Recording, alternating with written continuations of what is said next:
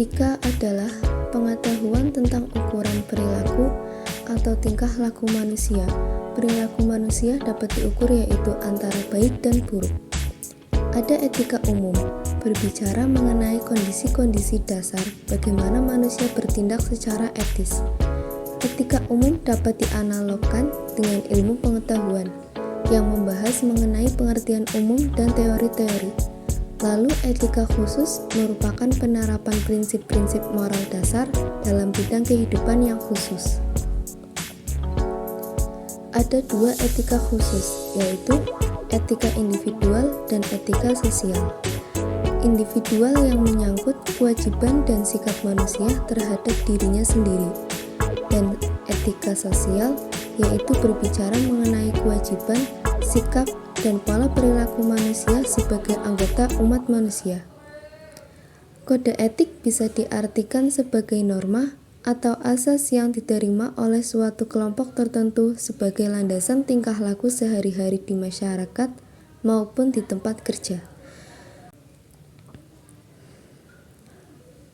Kode etik bisa diartikan sebagai norma atau azas yang diterima oleh suatu kelompok tertentu sebagai landasan tingkah laku sehari-hari di masyarakat maupun di tempat kerja.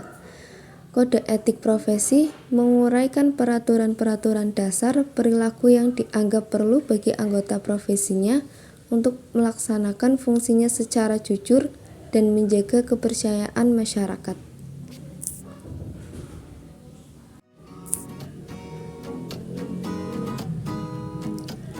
Berdasarkan definisi etika yang telah diungkap sebelumnya, maka dapat diketahui bahwa etika berhubungan dengan 4 hal berikut. Pertama, dilihat dari segi objek pembahasannya. Etika berupaya membahas perbuatan yang dilakukan oleh manusia. Kedua, dilihat dari segi sumbernya. Etika bersumber pada akal pikiran atau filsafat. Sebagai hasil pemikiran, maka etika tidak bersifat mutlak, absolut, dan tidak pula universal. Ia terbatas, dapat berubah, memiliki kekurangan, kelebihan, dan sebagainya. Selain itu, etika juga memanfaatkan berbagai ilmu yang membahas perilaku manusia seperti ilmu antropologi, psikologi, sosiologi, politik, ekonomi, dan sebagainya. Ketiga, dilihat dari segi fungsinya. Etika berfungsi sebagai penilai, penentu, dan penetap terhadap sesuatu perbuatan yang dilakukan oleh manusia, yaitu apakah perbuatan tersebut akan dinilai baik, buruk, mulia, terhormat, hina, dan sebagainya.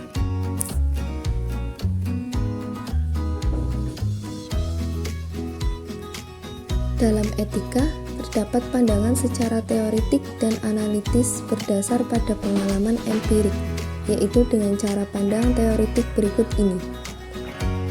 Pandangan pertama, teori etika dipandang dari kepentingan dan motivasi dari subjek individu yang akan melakukan suatu kegiatan atau aktivitas, yakni dinilai oleh individu pada pelaku sendiri secara sepihak atau inklusif tanpa melihat akibat yang ditimbulkannya.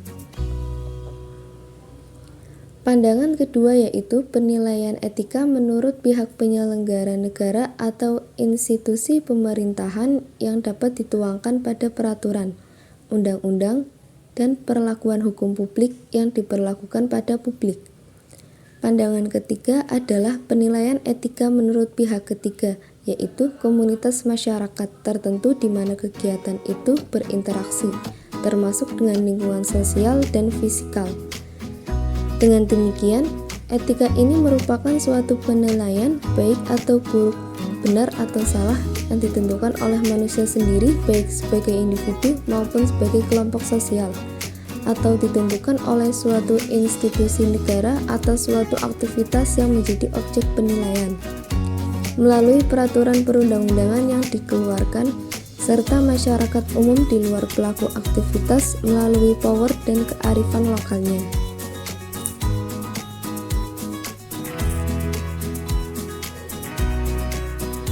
Dengan ciri-ciri tersebut, maka etika lebih merupakan ilmu pengetahuan yang berhubungan dengan upaya menentukan perbuatan yang dilakukan manusia untuk dikatakan baik atau buruk.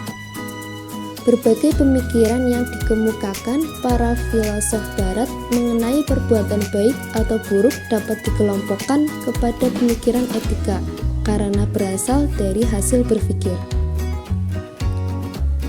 Dengan demikian, etika bersifat humanitis dan antroposentris, yakni berorientasi pada pemikiran manusia dan diarahkan pada manusia.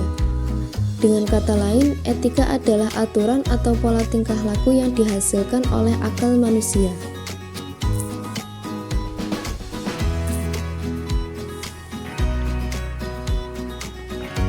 Etika profesi merupakan perilaku etis seseorang yang memiliki profesi tertentu atau profesional yang mengandalkan keahlian dilandasi ilmu dan sebagai sumber kelangsungan hidupnya.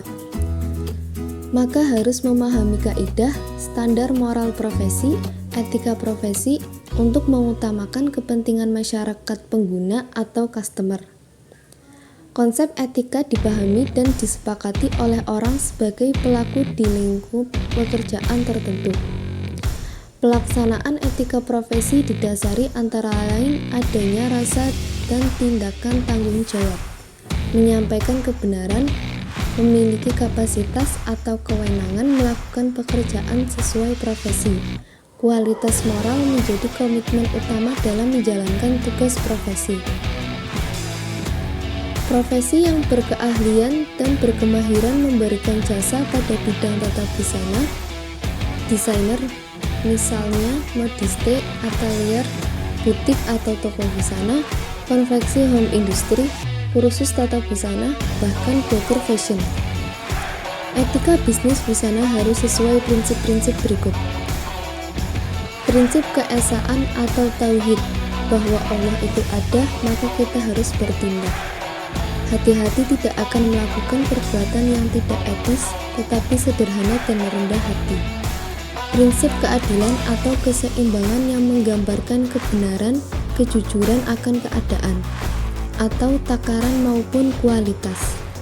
Prinsip kehendak bebas atau free will, kebebasan membuat kontrak perjanjian yang harus ditepati.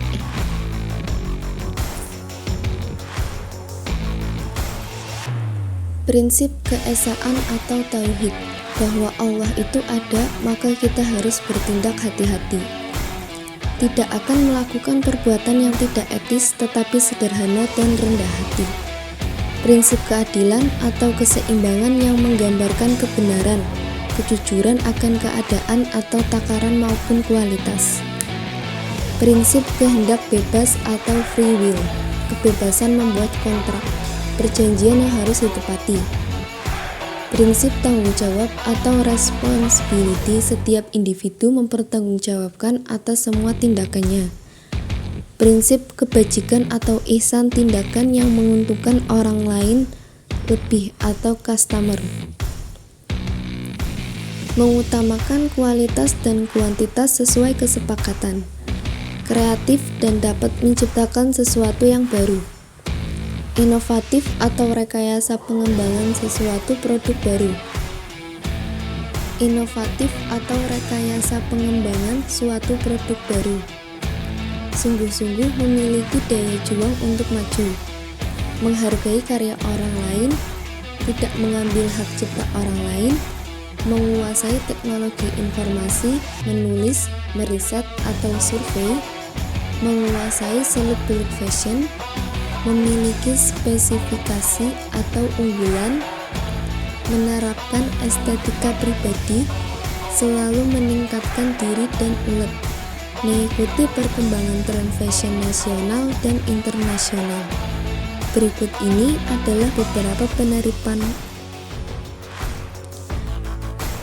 ini adalah beberapa penerapan etika di bidang profesi fashion designer.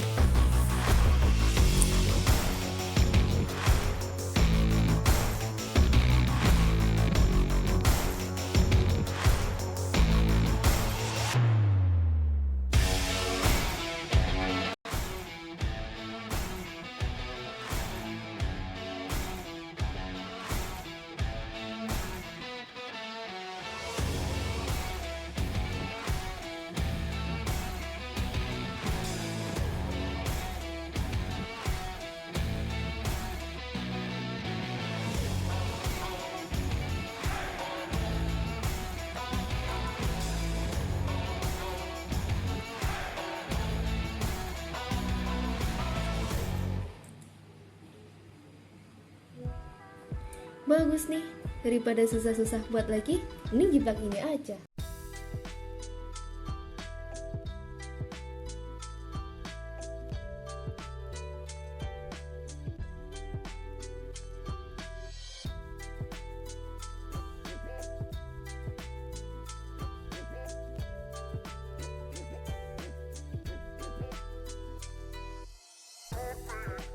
Three days later.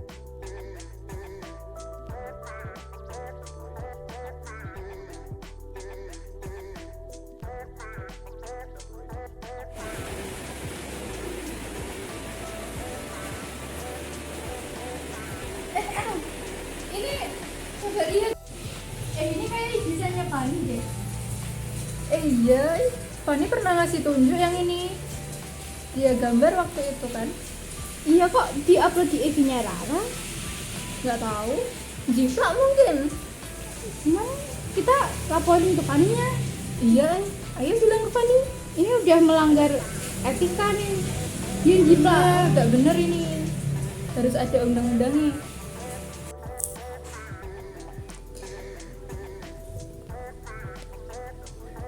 Sebagai seorang desainer, kita tidak boleh menjiplak atau mencontoh karya orang lain.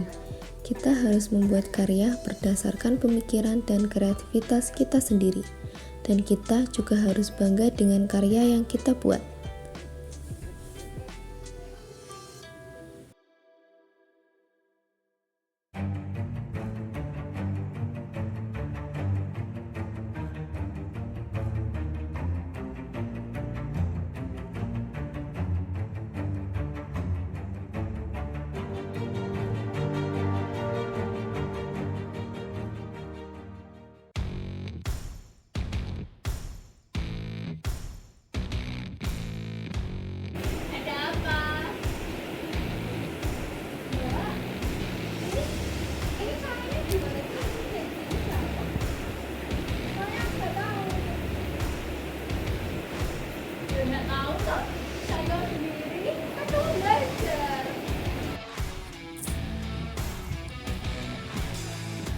Sebagai seseorang yang sudah pandai di bidang busana, kita tidak boleh pelit ilmu pada orang lain. Kita harus membagikan ilmu yang sudah kita pelajari agar ilmu itu akan terus berjalan dan berlanjut untuk generasi berikutnya.